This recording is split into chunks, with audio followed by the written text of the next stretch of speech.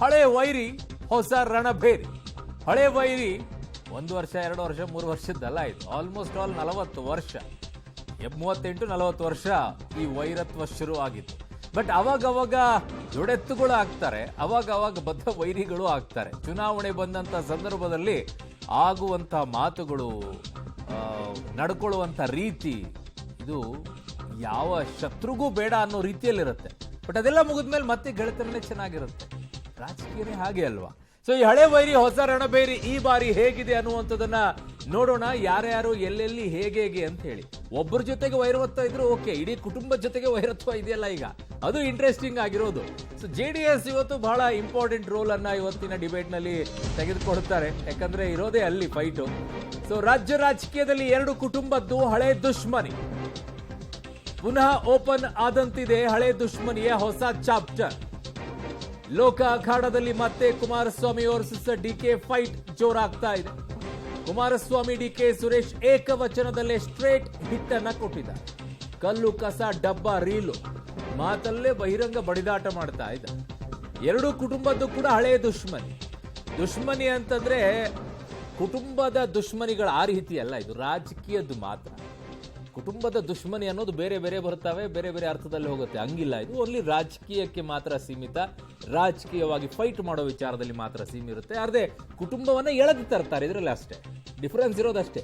ಕುಟುಂಬದ ಜಗಳ ಅಲ್ಲ ಇದು, ಬಟ್ ರಾಜಕೀಯದಲ್ಲಿ ಕುಟುಂಬವನ್ನ ಎಳೆದು ತರುವಂತ ಜಗಳ ಇದು. ಪುನಃ ಓಪನ್ ಆದಂಗಿದೆ ಹಳೆ ದುಶ್ಮನಿಯ ಹೊಸ ಚಾಪ್ಟರ್. 1985 ಇಂದ ಶುರುವಾಗುವಂತಹ ಈ ಚಾಪ್ಟರು ಇನ್ನೂ ಯಾಕೋ ಕ್ಲೋಸ್ ಆದಂಗೆ ಕಾಣಿಸ್ತಾ ಇಲ್ಲ. ನಾವೆಲ್ಲೋ ಮುಗೀತು ಅಂದ್ಕೊಂಡಿದ್ವಿ ಲಾಸ್ಟ್ ಮೈತ್ರಿಯಲ್ಲಿ ಜೋಡೆತ್ತುಗಳಾದಾಗ, ಬಟ್ ಅದಾದ್ಮೇಲೆ ಮತ್ತೆ ಬೆಳವಣಿಗೆ ಆಯ್ತಲ್ಲ, ಅದೀಗ ಮತ್ತೊಂದು ಫೈಟಿಗೆ ತಂದಿಡ್ತಾ ಇದೆ. ಸೊ ಯಾರೆಲ್ಲ ಏನು ಮಾತನಾಡಿದ್ರೆ ವಿಚಾರದಲ್ಲಿ ನೋಡೋಣ. ಕಲ್ಲು ಹೊಡ್ಕೊಂಡಿದ್ದಾರನ್ನ ತಗೊಂಡೋಗಿ ನಮ್ಮ ಜನ ಆ ಲೋಕಸಭೆ ಕಳಿಸಿದ್ರೆ ಇನ್ನೇನಾಯ್ತು, ಇಂಥವ್ರನ್ನ ಕಳಿಸಿದ್ರೆ ಆ ಬಡವ ಜಮೀನೆಲ್ಲ ಲೂಟಿ ಹೊಡೆದು ಸಾಕ್ಷಿ ಗುಡ್ಡೆ ಮಾಡಿ ಇಟ್ಕೊಂಡವ್ರಲ್ಲ ಅಂತ ತಗೊಂಡೋಗ್ಬಿಟ್ಟು ಅಲ್ಲಿ ದೇಶ ಕಟ್ಟುವಂತ ಕಳಿಸಿದ್ರೆ ದೇಶ ಕಟ್ತಾರ? ಅವ್ರ ಸಾಮ್ರಾಜ್ಯ ಕಟ್ಕೋಬೇಕು. ನಾನ್ ಕಲ್ಲು ಹೊಡಿತಾ ಇದ್ದ, ಅವ್ನ್ ಕಸ ಗುಡಿಸ್ತಾ ಇದ್ದ, ಅದ್ ಆಮೇಲೆ ಮಾತಾಡ್ತೀನಿ ಬಿಡಪ್ಪ. ಅವ್ನ್ ರೀಲ್ ಬಿಡ್ತಾವನಲ್ಲ, ಡಬ್ಬ ಕಟ್ಬಿಡ್ತಾರೆ. ಡಬ್ಬದಲ್ಲಿ ಏನಿರ್ತದೆ ಅಂತ ಹೇಳಲ್ಲ. ಡಬ್ಬ ಚೆನ್ನಾಗದೆ ಅಂತ ಅದನ್ನೆಲ್ಲ ಹೇಳ ಯಾವದೇ ಅಂತ ಆವಾಗ ಎದುರ್ಕೊಳ್ಳೋದಲ್ಲ. ಅದೆಲ್ಲ ಬಿಟ್ಬಿಟ್ಟಿರೋರು ನಾವು, ರೀಲ್ ಬಿಟ್ಬಿಟ್ಟು ಬಂದಿಲ್ ಕೂತಿರೋರು ನಾವು. ಅವ್ರು ಡಬ್ಬ ಮಾಡಿರೋರು, ನಾವು ಆ ಡಬ್ಬದಲ್ಲಿರೋ ರೀಲ್ ನ ಬಿಟ್ಟಿರೋರು. ನಮಗ್ ಗೊತ್ತಿದೆ ಏನು, ಅವ್ರ ಹತ್ರ ಕಲಿಬೇಕಾಗಿಲ್ಲ. ನನ್ನಿಂದ ಮತ್ತೆ ಆ ರೀಲ್ ಬಗ್ಗೆ ಚರ್ಚೆ ಮಾಡಿ ಅವ್ರ ಬದುಕೇನಿತ್ತು ಹಿಂದೆ ಬಂದ್ರಲ್ಲ, ದೊಡ್ಡಹಳ್ಳಿಲಿ ಕೂಡಳ್ಳಿ ಹಳ್ಳಿಲಿ, ಅದನ್ನು ಮತ್ತೆ ಜ್ಞಾಪಕ ಯಾಕೆ ಮಾಡ್ಕೊತೀರಿ? ಇವತ್ತು ಚೆನ್ನಾಗಿ ಬೆಳೆಸಿದ್ದಾರೆ ಜನ, ಲೂಟಿ ಹೊಡೆದು ಬೆಳೆದಿದ್ದೀರಿ. ಅವತ್ತಿನ ದಿನಗಳು ಯಾಕೆ ನೆನ್ಕತ್ತೀರಿ ರೀಲ್ ಬಗ್ಗೆ? ಯಾವ ರೀಲ್ ತೋರಿಸ್ತಾ ಇದ್ರಿ ಅನ್ನೋದು ಗೊತ್ತಿಲ್ವಾ ಜನಕ್ಕೆ? ಅಲ್ಲಿ DK ಸುರೇಶ್ ಅವರು ನಿಮ್ ಸಂಸತ್ ಸದಸ್ಯರು, ಪಾಪ ಅವ್ರನ್ನ ಸೋಲಿಸ್ಬೇಕು ಅಂತ ಹೇಳಿ ಏನ್ ತಪ್ಪಾಡ್ತಾ ಇದಾರೆ. ಬಿಜೆಪಿಯವರು ದಳದವ್ರು ಇಬ್ರು ಸೇರಿ ಏನ್ ತಪ್ಪಾಡ್ತಾ ಇದಾರೆ. ಪಾಪ ಕುಮಾರಣ್ಣ ಮಂಜು ಇಬ್ರು ಸೇರಿ ಏನಲ್ಲಿ ರಾಮನಗರದಲ್ಲಿ ಚನ್ನಪಟ್ಟ ಯೋಗೇಶ್ ಪಾಪ ಇಬ್ರು ಏನ್ ಪಡೆದಾಡ್ತಾ ಇದ್ರು. ಅವರು ಇಬ್ರು ಬಹಳ ಒಂದಾಡ್ತಾ ಇದ್ದಾರೆ. ಹೋಗ್ತಾ ಇರ್ತಾರೆ, ಬರ್ತಾ ಇರ್ತಾರಲ್ಲ, ತಲೆ ಕೆಡಿಸ್ಕೊಳ್ಳೋದು. ಈಗ ನಾವು ಅಭ್ಯರ್ಥಿ ನಿಲ್ಸಿರ್ತಕ್ಕಂಥದ್ದು ಹಣದ ಆಮಿಷ. ನಾವು ಶಿವಕುಮಾರ್ ಪೈಪೋಟಿ ಕೊಡಕ್ಕಾಗತ್ತಾ? ಜನತಾದಳ ಶಿವಕುಮಾರ್ ಅವರಿಗೆ ಹಣದಲ್ಲಿ ಪೈಪೋಟಿ ಕೊಡಕ್ಕಾಗುತ್ತೋ? ಧಮ್ಕಿನಲ್ಲಿ ಪೈಪೋಟಿ ಕೊಡಕ್ಕಾಗುತ್ತೋ? ಯಾವ್ದ್ರಲ್ಲಿ ಪೈಪೋಟಿ ಕೊಡಬಹುದು? ನಾವು ಸಾಧ್ಯ ಇದೆಯಾ? ಸೆಟ್ಲ್ಮೆಂಟ್ ರಾಜಕಾರಣದಲ್ಲಿ ನಾವು ಅವ್ರ ಮುಂದೆ ಪೈಪೋಟಿ ಮಾಡಕ್ಕಾಗತ್ತಾ? ಹಣದಲ್ಲಿ ಪೈಪೋಟಿ ಕೊಡಕ್ಕಾಗತ್ತಾ? ಧಮ್ಕಿಯಲ್ಲಿ ಪೈಪೋಟಿ ಕೊಡಕ್ಕಾಗತ್ತಾ? ಅದು ಯಾಕೆ ಬಂತು ಅಂದರೆ ಈ ದೇಶದಲ್ಲಿ ಶ್ರೀಮಂತ ಶಾಸಕರು ಯಾರು ಅಂತಂದರೆ DK ಶಿವಕುಮಾರ್ ಅವರು ಇಡೀ ದೇಶದಲ್ಲಿ. ಸೊ ಹಾಗಾಗಿ ಆ ಮಾತು ಬಂದಿದೆ. ಧಮ್ಕಿ ವಿಚಾರದಲ್ಲಿ ನಂಗೆ ಗೊತ್ತಿಲ್ಲ JDSನವ್ರು ಏನು ಹೇಳ್ತಾರೆ, ಈ ಧಮ್ಕಿ ಯಾವುದು ಅಂತ ಕೇಳಬೇಕಾಗಿದೆ ನನಗೆ. ಅದು ವರ್ಷಗಳ ವೈರತ್ವದ ಹಿಸ್ಟರಿ. ಕೆಲ ವರ್ಷಗಳಿಂದ ಯುದ್ಧ ವಿರಾಮ ಇತ್ತು, ಒಂದಿಷ್ಟು ಫುಲ್ ಸ್ಟಾಪ್ ಅನ್ನು ಹಾಕೊಂಡಿದ್ರು. ಬಟ್ ಈಗ 11 ವರ್ಷಗಳ ಕದನ ವಿರಾಮಕ್ಕೆ ಬ್ರೇಕ್ ಬಿದ್ದಿದೆ. 11 ವರ್ಷಗಳ ಕದನ ವಿರಾಮಕ್ಕೆ ಕುಮಾರಸ್ವಾಮಿ ವರ್ಸಸ್ DK ಶಿವಕುಮಾರ್ ಅಸ್ತಿತ್ವದ ಸಮರವನ್ನ ಸಾರಿದ್ದಾರೆ. ಈಗ ಹಳೆ ಮೈಸೂರು ಪಾಳೆಪಟ್ಟು ನಿಗಿ ಕೆಂಡವಾಗ್ತಾ ಇದೆ. ಕಾರಣ DK ಶಿವಕುಮಾರ್ ಅವರು ಈ ಬಾರಿಯ ಚುನಾವಣೆಯಲ್ಲಿ ವಿಧಾನಸಭೆಯಲ್ಲಿ ಓಡಾಡಿದ್ದೇನು ಅಂತಂದ್ರೆ, ನಾನು ಮುಖ್ಯಮಂತ್ರಿ ಆಗ್ತೀನಿ ಅಂತ ಹೇಳ್ಕೊಂಡು ಓಡಾಡಿದ್ರು ಒಕ್ಕಲಿಗ ಪ್ರಾಬಲ್ಯವನ್ನ ಸಾಧಿಸೋಕೆ, ಕುಮಾರಸ್ವಾಮಿ ಅವರ ಹಿಡಿತ ತಪ್ಪಿಸಬೇಕು ಅನ್ನೋ ದೃಷ್ಟಿಯಿಂದ. ಸೊ ಹಾಗಾಗಿ ಈ ವಿಚಾರದಲ್ಲಿ ಈಗ ಮತ್ತೊಂದಿಷ್ಟು ಬೆಳವಣಿಗೆಗಳಾಗ್ತಾ ಇದೆ. 1985ರಲ್ಲಿ ದೇವೇಗೌಡರ ವಿರುದ್ಧ ನಿಮಗೆಲ್ಲ ಸ್ಕ್ರೀನ್ ಮೇಲೆ ಬರ್ತಾ ಇದೆ ಯಾವಾಗಿಂದ ಏನು ಅಂತ ಹೇಳಿ. ಅದು ಮೊದಲನೇ ಶುರುವಾಗೋದು ಅನಿತಾ ಕುಮಾರಸ್ವಾಮಿ ಅವರ ಸೋಲಿನ ಮೂಲಕವಾಗಿ ಅದು ಬದಲಾವಣೆ ಆಗುತ್ತೆ 2013ರಲ್ಲಿ. ಸೊ ದೇವೇಗೌಡರ ಎದುರು ಡಿ ಕೆ ಶಿವಕುಮಾರ್ ಅವರಿಗೆಲ್ಲ ಸೋತಿದ್ದಾರೆ, ಅವರು ಗೆದ್ದಿದ್ದಾರೆ, ಎರಡೂ ಕಡೆನೂ ಆಗೋಗಿದೆ. ಟಗ್ ಆಫ್ ವಾರ್ ತುಂಬ ಜೋರಾಗಿ ನಡೆದಿದೆ. ಸೊ ಈ ವಿಚಾರದಲ್ಲಿ ಈಗ ನಾವು ಚರ್ಚೆಯನ್ನು ಮಾಡಲೇಬೇಕಾಗತ್ತೆ.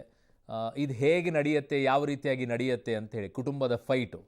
ಸೊ ಹಳೆ ವೈರಿ ಈ ಬಾರಿ ಹೊಸ ಸ್ಟ್ರಾಟಜಿ ಏನು ಮಾಡ್ತಾರೆ ಅಂತ ಹೇಳಿ. ಬೆಂಗಳೂರು ಗ್ರಾಮಾಂತರ Mandya do or die match ಇದ್ದಂಗಿದೆ. ಬಿಜೆಪಿ ಜೊತೆಗೆ ಮೈತ್ರಿಯನ್ನ ಮಾಡಿಕೊಂಡ ದಳಪತಿಗೆ ಡಬಲ್ ಸವಾಲಿಗೆ ಎದುರಾಗ್ತಾ ಇದೆ. ಬೆಂಗಳೂರು ಗ್ರಾಮಾಂತರದಲ್ಲಿ ಟಾರ್ಗೆಟ್ ಡಿಕೆ ಬ್ರದರ್ಸ್, ಮಂಡ್ಯದಲ್ಲಿ ರೆಬಲ್ ಲೇಡಿ ಸುಮಲತಾ ಕಗ್ಗಂಟು. ಮಂಡ್ಯ ಟಿಕೆಟ್ ಯಾರಿಗೆ? JDS versus Sumalatha. BJP ticket ಸಿಗುತ್ತೆ ಅನ್ನೋದ್ರಲ್ಲಿ ಡೌಟ್ ಇಲ್ಲ. ನನಗೆ ವಿಶ್ವಾಸ ಇದೆ. ನೋಡಿ, ಅವರು ಲಾಸ್ಟ್ ಎಲೆಕ್ಷನ್ ಇಂದಾನು ನನ್ನನ್ನು ಸಪೋರ್ಟ್ ಮಾಡಿದವ್ರೆ. ಅವ್ರು ಯಾವ ರೀತಿ NDA ಪಾರ್ಟ್ ಆದ್ರು ನಾನು NDAನೇ, ಯಾಕೆಂದ್ರೆ ನಾನು ಸಪೋರ್ಟ್ ಕೊಟ್ಟಿದ್ದೀನಿ. So I am also part of NDA. ಒಂದು ಮೈತ್ರಿ ಅಂತ ಬಂದ ಮೇಲೆ ಅವ್ರ ವಿಶ್ವಾಸದಲ್ಲಿ ತಗೊಂಡು ಖಂಡಿತ ನಮ್ಮ ಪರವಾಗಿ ನೀವು ಇರಬೇಕು. ಯಾಕೆಂದ್ರೆ ಮೈತ್ರಿ ಅಂದ್ರೆ ಅದೇ ತಾನೆ. ಮಂಡ್ಯ ಜಿಲ್ಲೆಯ ನಮ್ಮ ಮಾಜಿ ಶಾಸಕರುಗಳು, ಹಾಲಿ ಶಾಸಕರೇನಿದ್ದಾರೊಬ್ರು, ಎಲ್ಲರೂ ಕೂತು ಚರ್ಚೆ ಮಾಡಿದ್ದೇವೆ. ಹಲವಾರು ವಿಷಯಗಳು ಚರ್ಚೆ ಮಾಡಿ ಚುನಾವಣೆಯಲ್ಲಿ ಗೆಲ್ತಕ್ಕಂಥ ಸೃಷ್ಟಿಯಿಂದ ಏನಾಗಬೇಕು ಅಂತಕ್ಕಂಥದ್ದು ಅವರೆಲ್ಲರ ಭಾವನೆಗಳನ್ನು ವ್ಯಕ್ತಪಡಿಸಿದ್ದಾರೆ. ಅದೆಲ್ಲವನ್ನು ಕ್ರೋಢೀಕರಿಸಿದ್ದೇನೆ. ಇನ್ನು ಬೇರೆ ಬೇರೆ ರೀತಿಯಲ್ಲಿ ನಡೀತಾ ಇದೆಯಲ್ಲ, ಏನೋ JDS ಕೈಯೇ ತಪ್ಪೋಯ್ತು ಅಂತಲೂ ಕೆಲವರು ಮಾತನಾಡ್ತಾರೆ. ಸೀಟ್ ಹೊಂದಾಣಿಕೆ ಆಗಬೇಕಲ್ಲ. ಸ್ಪರ್ಧೆ ಮಾಡ್ತೀನಿ ಅಂತಾನೆ ಹೇಳ್ತಾ ಇದ್ದಾರೆ ಸರ್. ಯಾರು? ಸೀಟ್ ಸಿಗ್ಲಿ ಬಿಡ್ಲಿ ಸುಮಲತಾ ಅವರು ಅವ್ರಿಗೆ ಸೇರಿದ್ದು. ಅವ್ರ ಬಗ್ಗೆ ನಾನು ಯಾಕೆ ಮಾತಾಡ್ತೀನಿ? ದೊಡ್ಡವರಿದ್ದಾರೆ. ದೊಡ್ಡವ್ರ ಬಗ್ಗೆ ನಾನು ಯಾಕೆ ಮಾತಾಡಲಿ? ಅವರು ದೊಡ್ಡವರಿದ್ದಾರೆ. ನಾವು ನಮ್ಮ ಪಕ್ಷ ಸಣ್ಣ ಪಕ್ಷ ಇದೆ. ಈ ಸಣ್ಣ ಪಕ್ಷದಿಂದ ಏನು ಕೆಲಸ ಮಾಡಬೇಕು ಮಾಡ್ತೀವಿ. ಅಣ್ಣ ನೋಡಿ, ಸಹಜವಾಗಿ ಮಂಡ್ಯ ಜಿಲ್ಲೆಯಲ್ಲಿ ಹತ್ತತ್ರ 5-5.5 ಲಕ್ಷ 6 ಲಕ್ಷ ಮತಗಳನ್ನ ಇವತ್ತು ಜನ ನಮ್ಮ ಪರವಾಗಿ ಚಲಾವಣೆ ಮಾಡಿರ್ತಕ್ಕಂಥದ್ದು. ಸಹಜವಾಗಿ ಪಕ್ಷದ ಕಾರ್ಯಕರ್ತರಲ್ಲಿ, ನಮ್ಮ ಪಕ್ಷದ ಕೇಡ್ರಲ್ಲಿ ಮಂಡ್ಯ ನಮ್ಮ ತೆಕ್ಕೆಗೆ ತಗೊಳ್ಬೇಕು ಅಂತಕ್ಕಂಥದ್ದು ಪ್ರತಿಯೊಬ್ಬರು ಒಂದು ಭಾವನೆ. ಆದರೆ ನಾವು ಇವತ್ತು NDA ಮೈತ್ರಿಕೂಟದ ಭಾಗವಾಗಿ ಇವತ್ತೇನು ನಾವು ಸೇರ್ಪಡೆ ಆಗಿದ್ದೀವಿ, ಬೆಂಬಲ ಸೂಚಿಸಿದ್ದೀವಿ.